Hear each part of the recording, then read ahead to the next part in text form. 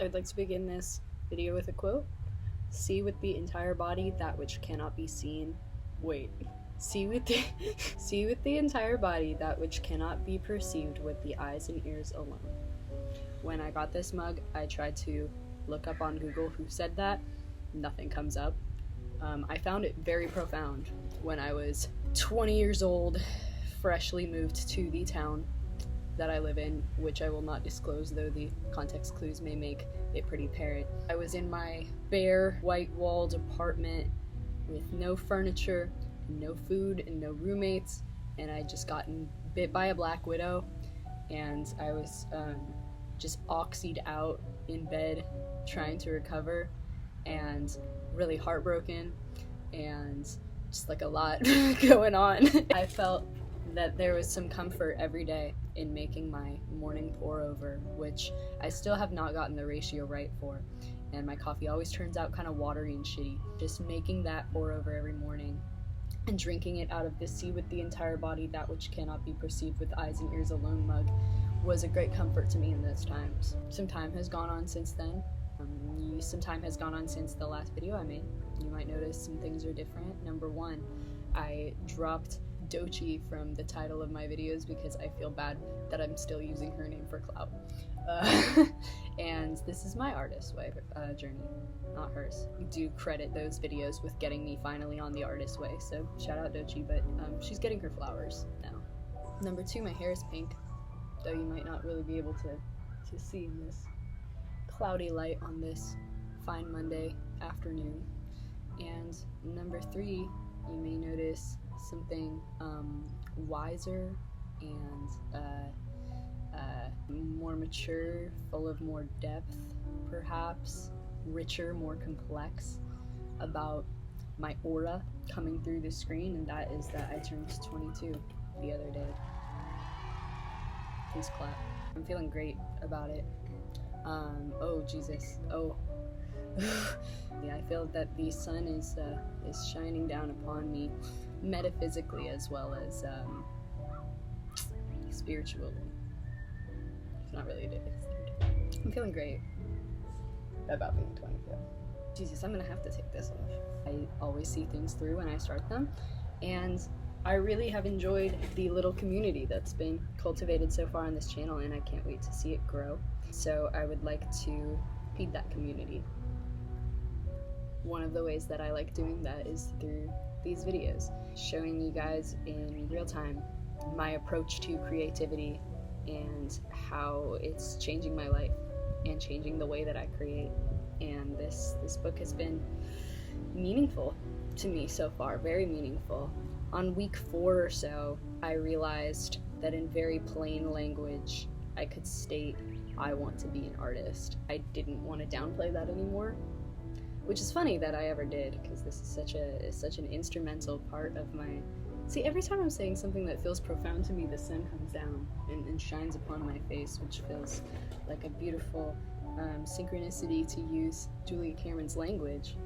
But it's funny that I was ever really thinking that I wasn't going to be. I've known that this is my path in this life, and I've known there's a lot of other things that I want to do as well, and I think that because some of those things sounded better in telling people what I wanted to do with my life and sounded less all of my preconceived notions of artists being pretentious and selfish and unrealistic and juvenile, etc., etc., I think that I was able to use all of those other aspirations to downplay how much I wanted to exercise my artistry and really make that a huge part of my life, as it already has been. Yeah, this is a huge part of my life. So I'm gonna go straight to the activities. Am I? I feel like I have other things I wanted to say. I feel this division for the first time maybe ever between my pain, my loneliness, and myself. I don't really feel that I am a being of pain anymore, if that makes sense. I'm still experiencing a lot of it, but it feels like things are just being experienced now, rather than getting wrapped up in my ego or becoming part of my personhood. I've just been like sitting and watching my emotions bubble up in my body and then pass on. I can't believe some of y'all have been doing this your entire lives and letting feelings pass and just like come at their own rate and leave at their own rate. This is so baller. Can't believe that I wasn't doing it before. If I just allow things to freaking happen as they should happen. This week being self-protection is interesting because I think I felt really emotionally stunted because I was trying to protect myself from my emotions. I think it was a self-protection mechanism, which is, I guess, obvious, but it was less obvious that it wasn't working and it wasn't protecting me. So I'm feeling like not great, but really free in a way I never have before. Feeling not great doesn't really feel all that deep. I think I'm just a little cooped up in the house, feel lonely, I miss my friends a lot. I'm like excited to overextend myself. Low-key, I'm excited for that to be my problem, is that I'm pulled in too many directions, and I'm spending too much time with other people rather than I'm feeling lonely. Because, I mean, you gotta kind of have one or the other sometimes. I'm excited for people that I care about and just people in general being a much bigger part of my life soon and next year than these last 2 years in this town, which have been kind of isolated. I've had friends, I've dated people, I've been part of a community, but it's still been much more solitary than any of my previous years. I'm just gonna see with the entire body that which cannot be perceived with eyes and ears alone, if y'all don't mind. Yar, okay, let's hit this shit. One of the activities we had to do, she had us take 6 categories, I think. It was the deadlies: alcohol, drugs, sex, money, food, family, and friends. And in each of those, we were supposed to like draw one out of a hat. There was no hat, there was no drawing, but I just wrote them down. List 5 ways in which those things have impeded our creativity in the past. I found that some of them I could just keep going on, and some of them I was just sort of like, you know, this maybe isn't my biggest problem in this life. But I've found that blocked creativity affects my relationship to those things and not really the other way around. My relationship to those things doesn't really impact my creativity. I can tell that I am devoid of eroticism or sexual energy when I feel creatively blocked. But I don't feel like erotic energy blocks my creativity. However, money is a different story. I said money: constant debilitating stress, impulse spending, extreme guilt when I spend, I never have remotely close to enough, and it impacts all my future decisions. That to me feels like maybe that's a block on my creativity. Food is the same. I couldn't even find 4 ways that it's impacted me. It's just, you know, making sure I'm eating enough and that I'm eating not straight butter and oil. I had another butter and oil meal right before this, and I'm feeling a little queasy, and it's like, who could have predicted that? That butter and oil in a pot, and, you know, a medium to soak it up, a noodle perhaps, is not really a meal. It's better than nothing. Family and friends was a little bit more tricky as well. My parents' attitudes towards my art affected my attitude towards my art. Weighing the possibility of my family being broke forever also impedes my artistic process.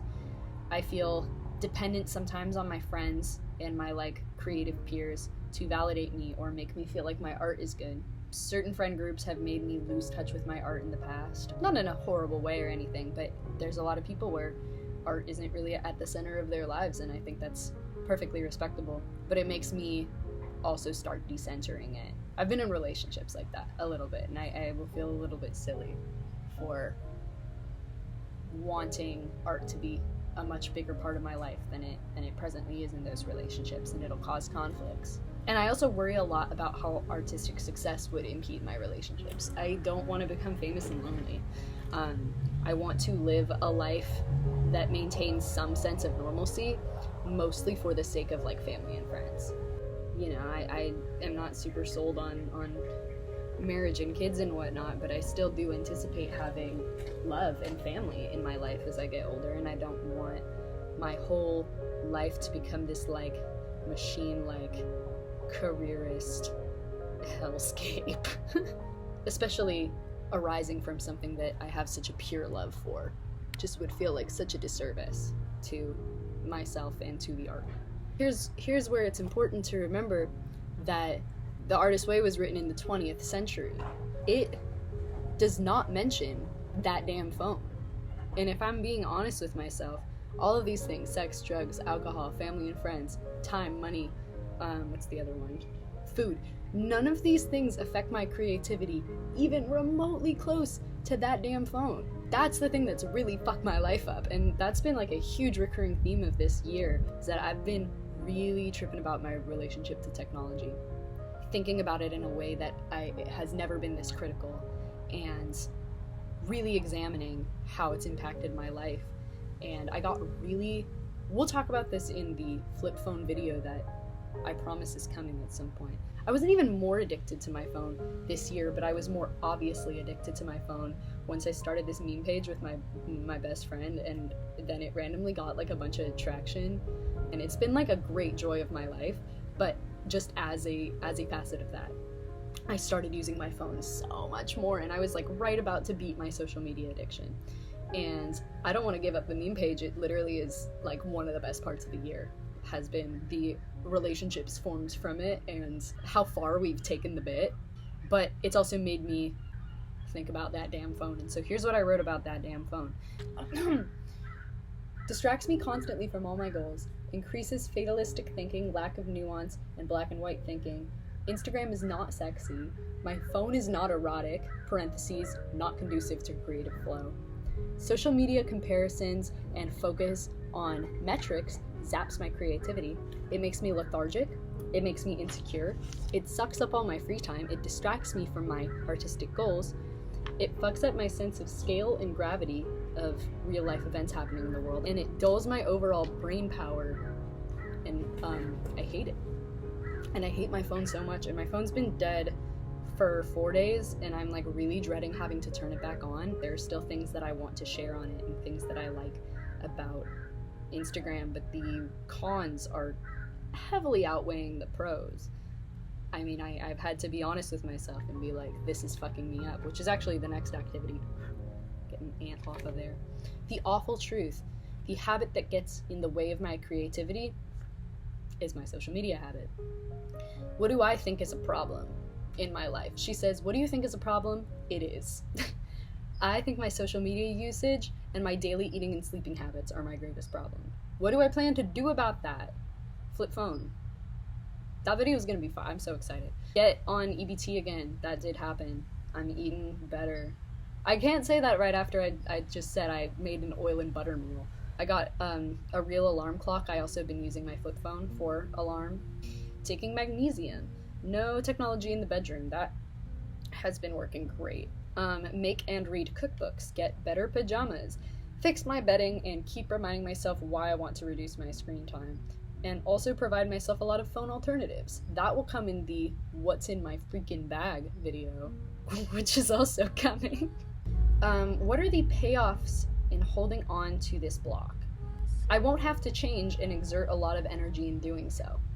If I keep my eating and sleeping habits the same, those habits being that I will forget to eat and I sleep 12 hours a night and wake up in the afternoon. Those are the things that I feel are probably directly correlated and also fucking up my life, kind of. Which friends make you doubt yourself? I was lucky enough to say not really any of them. I think, in this context, she's like, who's making you doubt yourself creatively? No one. My friends are so supportive. A lot of my friends are artists. The ones that aren't artists love art, and they love me, and I have great friends, and I love and cherish them, and I can't wait to see them. Which friends believe in my talent? Aw, and then I got to list some of them out here. Ryan, Ava, Tiffany, Ashton, Ethan, Dave, Eliza, Grace, Colleen, Sophie, Sam, Rowan, Mac, Lakin, acquaintances like Nolan, Kat, Riley, Evika, all the YouTube people. Oh my god, that's you guys. Jacob and his friends, Noah, other Riley, Rebecca, etc., etc., etc. If I wrote them all down, I'd be here a while. #blessed. What constructive habits do your constructive friends share with your constructive self? I think my friends are driven, passionate, creative, resilient, compassionate, smart, and caring. I hope to be all of those things as well. I had to go inside my house because I was running out of battery. Unlocking new parts of the Cadence house map. This is the clothing rack in the bottom of the stairs. And you saw my backyard as well, and you've seen my bedroom. So, we're tight. Let's see, where was I? Bottom line, number 4. 5 painful behaviors. She just wants us to examine ourselves at this point, and I've been examining myself. And it's been great, and so here's what I've noticed, is that I oversleep every single day, and I overuse social media, and I don't eat enough, and I'm not very direct with my desires, despite possessing many. And I tend to jump to very negative conclusions about people and situations, and especially looking into the future. I kind of usually assume the worst. Oversleeping every day, number 1, I'm gonna have to stop feeling extreme levels of shame and guilt when I inevitably sometimes oversleep and I wake up and it's 1 p.m. and I'm like, I just might as well kill myself. I can't say that on YouTube. I need to stop saying that. I need to set a consistent and realistic alarm every day, and I need to abide by it, not fall into a weird and unnecessary shame spiral. There's no invisible, I always tell myself this, there is no invisible hand waiting to strike me. Social media overuse. I use my flip phone all day now. It is better for me when I'm out in the world. I'm not using social media because I'm in the social world. It's just not enough. I need a bigger challenge. And that challenge needs to be the leave the house challenge, and the participate in the fucking world challenge, which is also, that's another video that's coming. So get excited.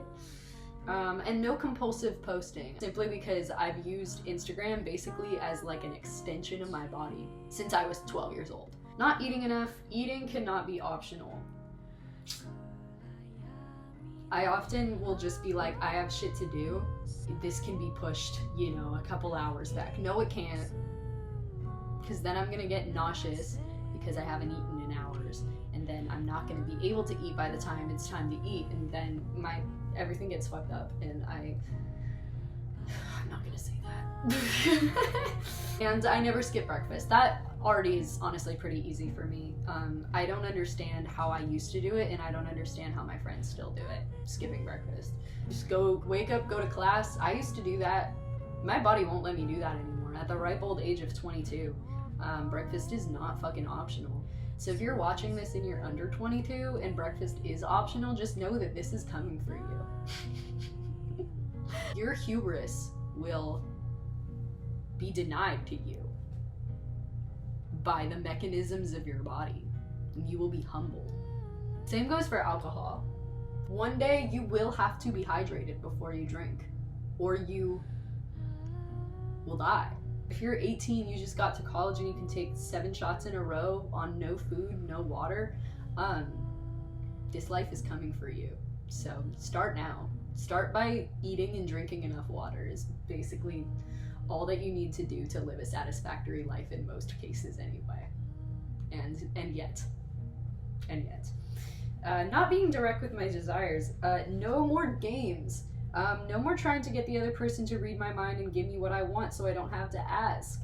That's just, I'm 22 years old, I can't be doing that anymore. No telling myself any of my desires are impossible, or assuming that there is a limit to the joy I can receive. Jumping to negative conclusions, I just need to accept all behaviors of other people at face value. I can tell myself it's safe to stop reading into them. This is another great example of there is no invisible hand waiting to strike me. I'm not going to miss out on anything or, you know, get fucked over at any chance if I don't read into everything that other people say to me for any sign that they could be lying or that there's subtext that I need to understand. There usually is not, and even if there was, it would be unhelpful to me, because in the same way I need to be direct, they need to be direct too, and no one is gonna, yeah, exactly, and I always say that. And I need to wait for concrete evidence of things before I start worrying about them. 3 nurturing actions for my artist. I took a break when I needed to. Hello, I'm making the artist way video. Oh, sorry. No, it's okay. Finished alone, and number 3, oh, there's an ant on me. And number 3, I'm doing the artist way. 3 actions I could take to comfort my artist. I said I could start reading cookbooks and take notes so that I don't dread eating.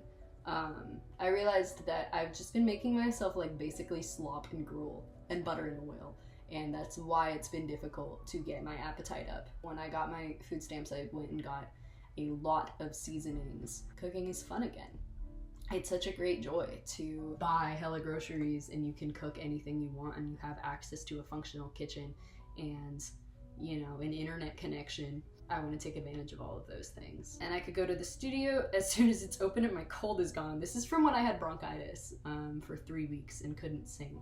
And I could spend more time in the sun and outside. 3 nice promises to myself. Yay! I will give myself grace when I fuck up. I will not assume the worst in people for my own sake. And I will buy myself some nice silver jewelry and a nice scoop neck bathing suit. And then at the very end of that sheet of activities, I wrote the words, and get ready for this. If you take away nothing else from this video, get ready. Well, I mean, first of all, there is no invisible hand waiting to strike you. And second of all, let good things be good. Is my big challenge to myself. It is part of my, oh, I just spilled coffee on my pants. It's part of my receive love challenge that I will be participating in this 2025. Part of my see with the entire body that which cannot be perceived with eyes and ears alone challenge. And it's part of my participate in the fucking world challenge. So what was the original thing that I said? Oh, let good things be good. I'm gonna really try that. I'm gonna not I'm gonna drop some of the self-protection mechanisms that I've employed in the past that actually did not protect me and didn't help me and stunted me and made me emotionally closed off. Challenge. So I'll keep y'all updated, and I suggest that you do the same if you're watching this video and if any of that resonates with you. But fear not, because I will be uploading the Participate in the Fucking World challenge soon. And amongst the other ones. I can't even say anything for the outro because I already said everything that I needed to say. Let good things be good. Participate in the fucking world. See with the entire body that which cannot be perceived with eyes and ears alone. What was the 4th one? Receive love? Yeah, shout out.